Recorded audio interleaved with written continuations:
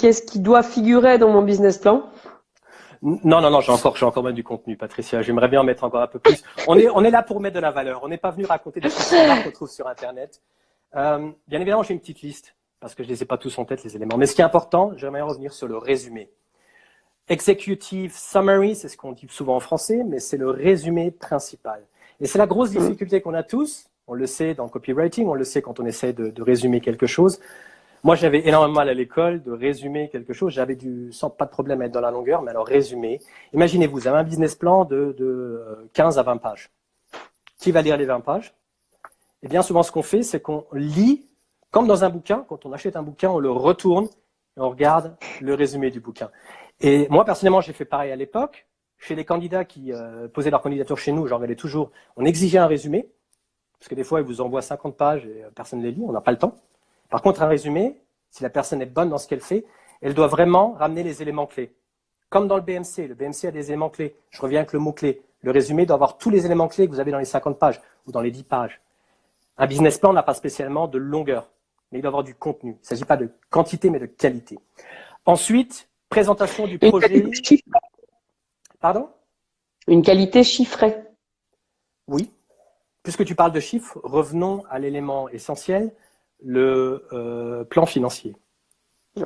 Le plan financier doit avoir des éléments importants, comme je disais, donc une vue des recettes, donc tous les différents types de recettes que vous allez avoir, comment vous allez gagner de l'argent, de quel type de service, quel type de produit, est-ce que vous proposez des services, des produits, donc ça dépend du business model également, quels sont peut-être suite à de l'investissement les autres rentrées d'argent passifs qu'ils puissent avoir, hein, vous avez de l'immobilier, nous on avait à l'époque un grand bâtiment, on faisait de la location, donc on avait des rentrées d'argent régulières. Hein. Patricia, toi tu es une spécialiste de l'immobilier aussi, tu pourras dire quelque chose. Ce sont des rentrées, des rentrées passives. Mais si l'immobilier est au sein de votre société, attention, c'est un bien, c'est vraiment un bien entrepreneurial, pas un bien privé. Il ne faut pas mélanger les deux. Ce qui est souvent déconseillé, enfin souvent, pas toujours, mais souvent déconseillé au-delà avant un certain seuil. Certain niveau, tout à fait. Au-delà, c'est intéressant, mais oui, disons que si la société coule, tu bouffes le reste. Ah bah oui, parce que là, tu as des frais, c'est ce qu'on appelle les frais constants.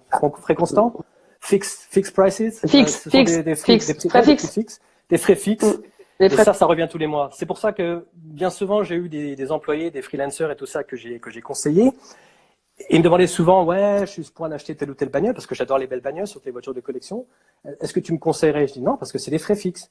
Si tu as un leasing de 1 000 € par mois parce que tu as une grosse bagnole, et ben dans un mois qui va mal, tu n'as pas de liquidité parce que tu vis au-dessus de tes moyens, et ben les frais sont là. Eux, ils t'oublient pas. C'est comme l'électricité et le téléphone. Hein. Ça tombe tous les mois. Ils t'oublient pas. Eux, les impôts, c'est pareil. Donc, il faut éviter. Sur ce plan financier, soyez clairs au niveau en fait, de la feuille de rentabilité, donc la différence entre les recettes et les dépenses. Déjà voir à l'avance si vous allez être rentable, donc faire un bénéfice ou alors des pertes. Beaucoup se disent, mais pourquoi des pertes? Je ne vais pas lancer un business si j'ai des pertes. Si, parce que bien souvent, quand on est une start-up… Si, au démarrage, il y a des pertes. Bien sûr. Ah, mais et puis souvent, au démarrage, il y a des pertes. Mais beaucoup ne le savent pas. Et c'est pas un refus, c'est pas un reproche. Moi, la première fois que j'ai vu ça, je dis, mais on va pas commencer un business en commençant par moins 10 000 €, quoi. J'en pleurais, j'en faisais dans mon froc, quoi, à l'époque. C'était le 3e ou le 4e business. Eh bien, si, parce que si vous avez une chaîne de production, vous devez acheter du matériel pour lancer une chaîne de production. Hein, vous faites vraiment des produits dans le dur.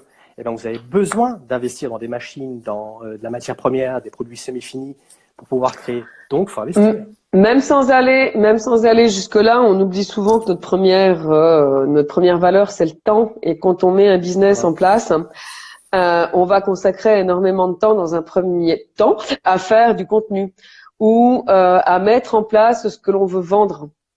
Et ça, même si ça n'apparaît pas concrètement dans le chiffre, parce que vous l'avez fait seul, parce que vous le faites avec les moyens du bord, ça a quand même un impact, parce que c'est du temps que vous ne passez pas à prospecter, c'est du temps où vous ne faites pas de production à proprement parler.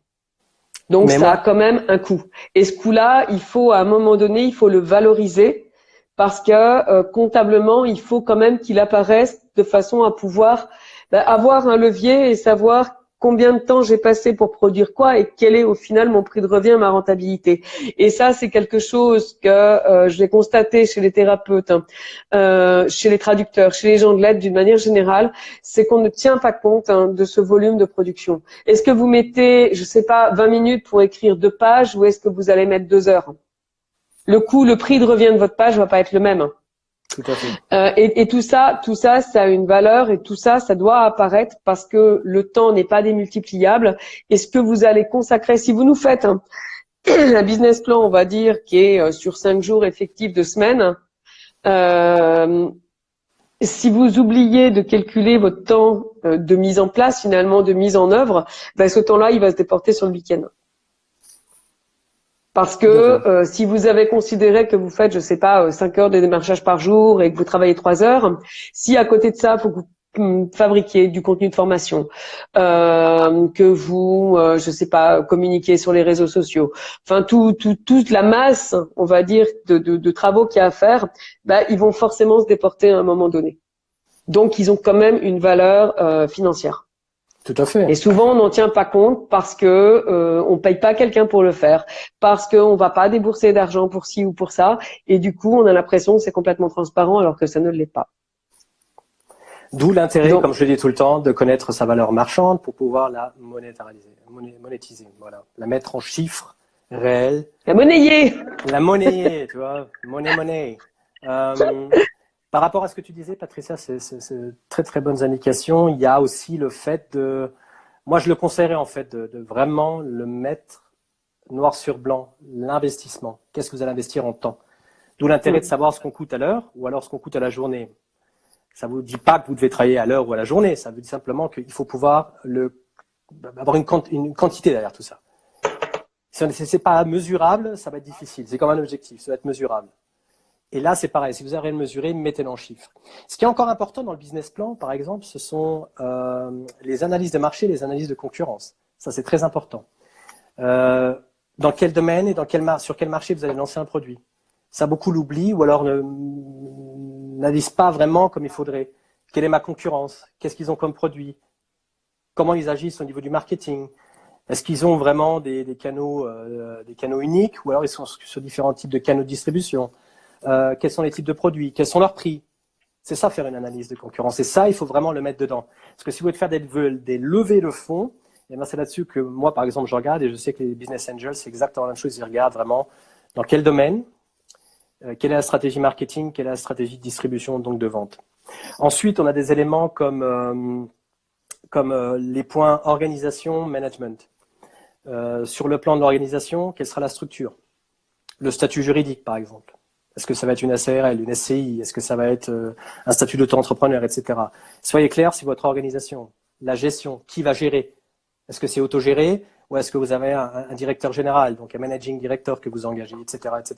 Il faut donner des informations là-dessus parce que plus vous avez d'informations, plus ce sera facile pour la personne en face de juger le dossier. C'est le bon mot, dossier. Un business plan, c'est un dossier. Voilà. C'est du prévisionnel, c'est un dossier. Voilà, c'est ce que je pourrais dire sur le plan d'affaires. Je pense que vous avez remarqué que Patricia et moi, on peut vous en raconter pendant des heures. Je pense que c'est pas le but non plus. Mais voilà.